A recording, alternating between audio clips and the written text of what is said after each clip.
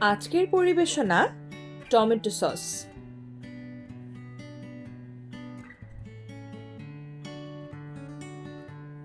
প্রথমে লবণ দিয়ে টমেটোগুলোকে ঘন করে সেদ্ধ করে নিন।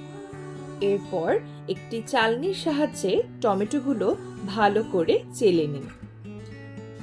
টমেটো পেস্টটি এবার চুলার উপর পাত্রে ভালো মতো ঘন করে নিন।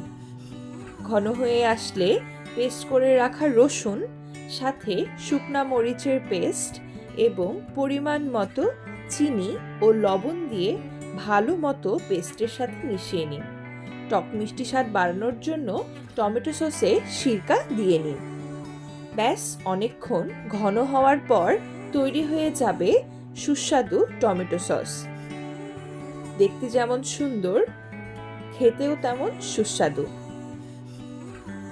এরপর নিজেদের মতো করে যে কোনো বিকালের নাস্তা বা যে কোনো নাস্তার সাথে পরিবেশন করুন মজাদার টমেটো সস।